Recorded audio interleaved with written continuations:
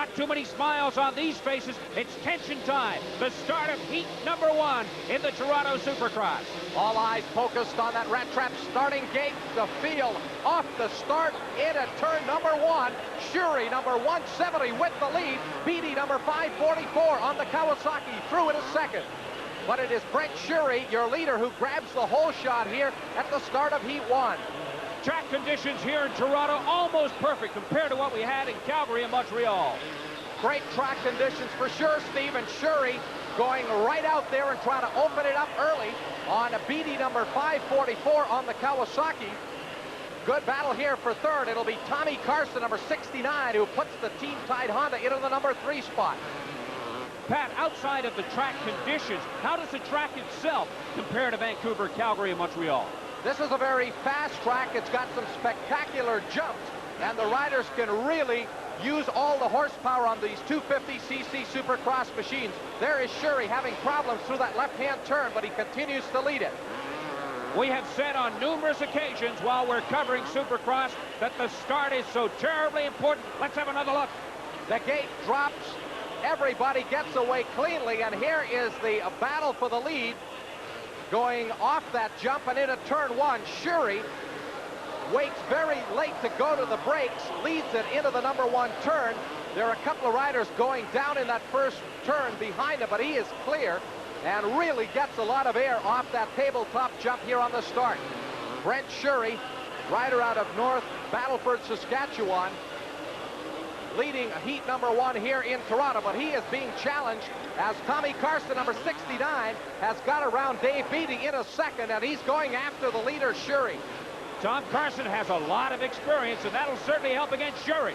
Carson flying over that jump to take the lead. He actually took the lead in the air, and here is Carson doubling those rocker jumps as the Hopedale, Ohio rider pulls away from Shuri. Carson really letting it fly out there, and the fans just love when those motorcycles go 19 to 20 yards in the air off some of the very, very big jumps here in Toronto. And look at the jump, and look at the air he's getting. Carson just really powering off that turn as he got around in the air and then pulls away from Shuri, number 170. For you youngsters watching this at home, make sure you don't try that on your Supercross bike, because you've got to have a ton of experience to pull it off like Tom Carson. Carson's a 25-year-old veteran who has come up through mini cycles and amateur motocross competition to become one of the best Supercross riders in North America, and he's showing it right here as he brings the Honda machine back up over another one of the very big, spectacular jumps here in Toronto. There's Brent Shuri still in the number 2 spot, trying to hold on to that second place position, but Glenn Nicholson, number 29 on the Yamaha, is moving up and challenging now for that number 2 position. The thing I like about Carson in this race, heat number 1, is he took his time. He sort of felt the course out in the first 2 or 3 laps, and then he made his move. Well, he was in about 4th place off the start, worked his way around Beatty, and then, of course, we saw that tremendous pass in the air on Brent Shuri. But here's that race for second place. Glenn Nicholson tries Brent Shuri up on the outside. He cannot get around. Up over the big tabletop jump there. Nicholson on the inside as he chopped off the turn, goes into second place. And there you can see Nicholson pulling away as he doubles those rocker jumps, as does Carson, number 69. And that quite often is the difference out there. The rider who can double those rocker jumps simply gets through that section of the track a lot quicker than the rider who's taking the jumps one at a time. But here is Tommy Carson, who's just got a tremendous style of riding. He crosses the motorcycle up when it's in the air. There you can see the front wheel coming off the ground as he gets on the throttle.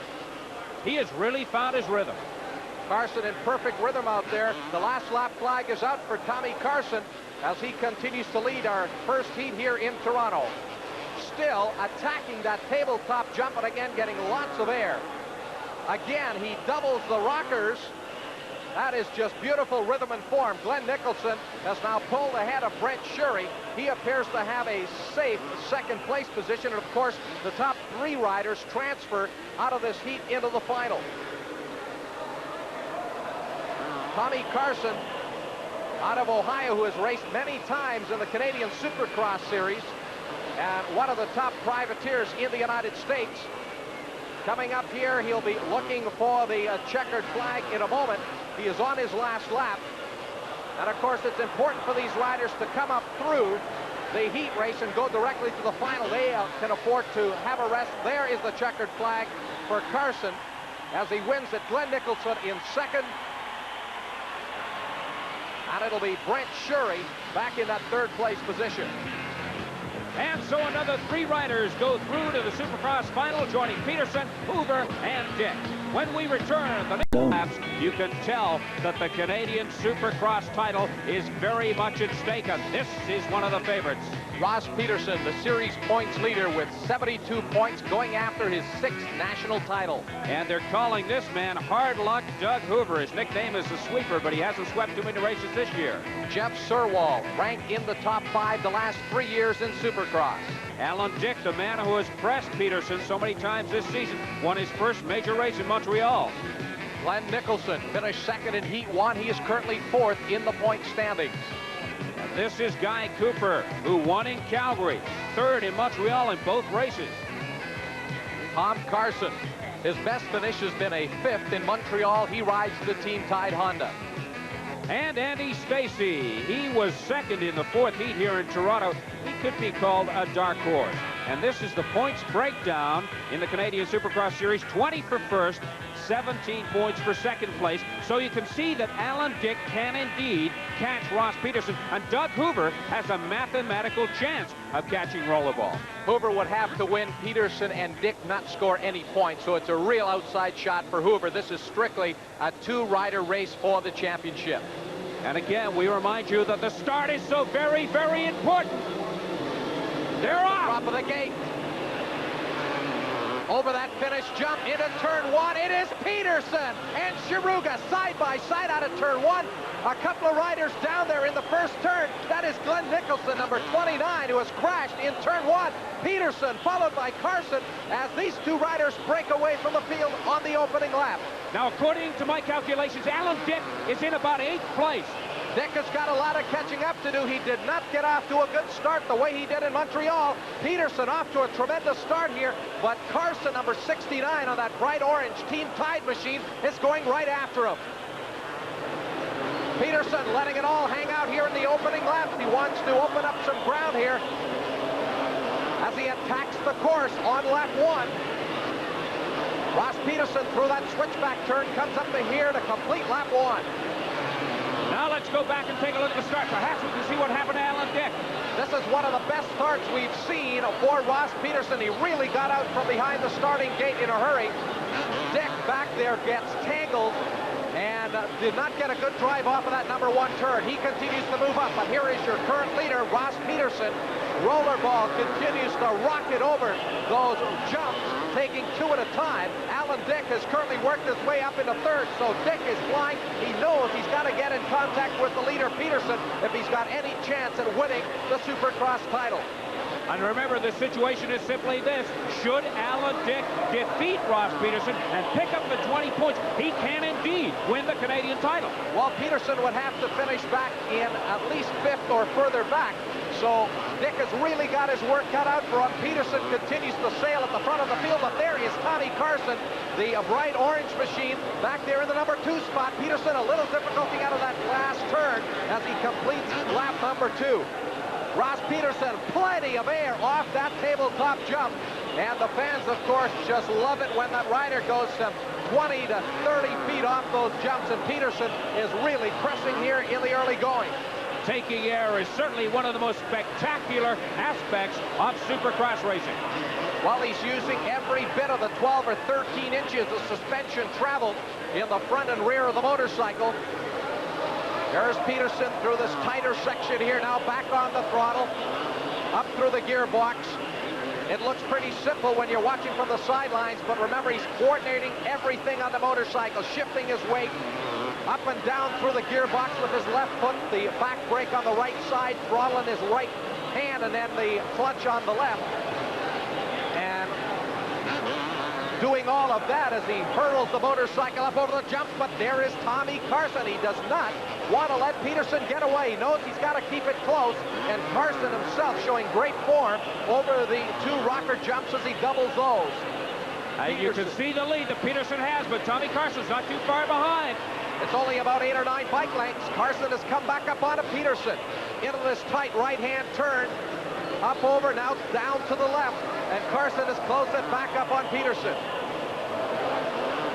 Tommy Carson, who has raced in many of the Canadian Supercross events and a regular in the United States Supercross and outdoor motocross events, having a great run here in the early laps at Toronto. There you can see the margin. It's about 15 bike lengths as they complete yet another lap. But again, Peterson, plenty of air off that big tabletop jump.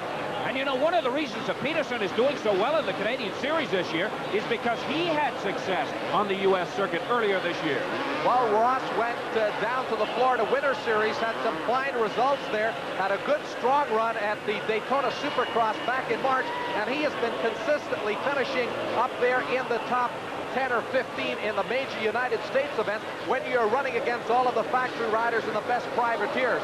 So I think the competition that he's been getting in the U.S. has certainly helped him here in Canada as he goes after his record 6th Canadian Supercross title. So he has been the king of the Supercross circuit for many, many years now, but Tommy Carson trying to take the lead away from Ross Peterson, and Carson is still right there. One mistake by Peterson, and Carson is going to be right by into the lead. There were many who said that Ross Peterson would never be a factor in Supercross racing because he was too big. Well, Peterson is big as far as Supercross riders go. He's about 6'1" and weighs in around 175 pounds. But I don't think there's any one body shape or weight or height that is any kind of a disadvantage one way or the other. If the rider has got the skill, the determination, and gets in the amount of racing time that Peterson has, he can improve. We've seen riders 5'6" go on to be champions. We've seen riders as big as 6'6" win national championships. And right now, Peterson continues to run up front as he comes on around here. We're just past the halfway point in this 15-lap event, and it has been all Ross Rollerball Peterson who took the lead in turn 1 off the start. But there is Tommy Carson, who has followed him around about that distance back for much of the event. And here's Carson going through on the inside of a slower rider as they go over that King Kong jump. It's so important for Peterson to find his rhythm, and he has done that. He is going very smoothly now. Peterson picking his way through those slower riders, and he is in a groove. You can see the rider and machine working in a perfect harmony here over the jumps. Peterson back down on the seat of the motorcycle as he gets up onto the pegs as he hits the big doubles here. And now in some heavy traffic, he'll try to go around 29, Glenn Nicholson. So Nicholson, who crashed there in the first turn, about to be lapped here by Peterson, number 1. Up over the jump, Peterson will pass him in the air. Now, most of those riders that Peterson is lapping know that they're about to be lapped and will have the courtesy to move over and let Rollerball by. There's Peterson trying to get around Brent Shurey, the North Battleford, Saskatchewan rider. Shurey will not let him by.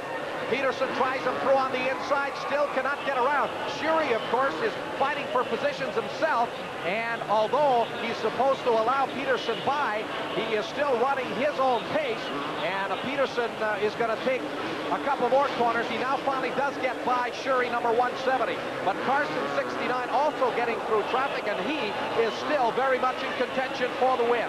It looks as if Tom Carson is having a little bit more difficulty getting through traffic, as opposed to Peterson, who with 3 laps remaining is going very, very well.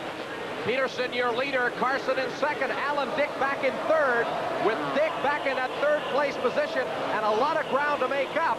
It does look as though Ross Peterson is on his way to his 6th Canadian Supercross title, but of course anything can happen in these Supercross races. Here again is Peterson working the back marker traffic. And again, the rider looking over to the left side. Peterson cleanly through on the inside. We've seen it happen before where the front runner gets overconfident, starts taking it easy, and he can lose it. Well, Peterson almost had that happen to him in Vancouver when Dick caught him on the last lap, and the margin was just a couple of bike lengths on the checkered flag. But here, Peterson continues to keep the pace up. He has not backed out of that throttle the way he did in Vancouver. You can tell by the amount of air that he just got coming off that jump. Here he is, doubling the rockers. Peterson still charging hard. He looks much more confident here in Toronto, and look at the tremendous amount of air he gets off of that flatbed truck. Carrying his momentum through turn one and up onto that big tabletop jump right over the other side. Ross Peterson being cautious here now, running all by himself, but again coming up on some slower riders. There's our second place rider, Tommy Carson, on the Team Tide Honda machine. And again, Carson himself having to work his way by a couple of slower riders. Peterson continues to lead it. He's led it here from the opening lap.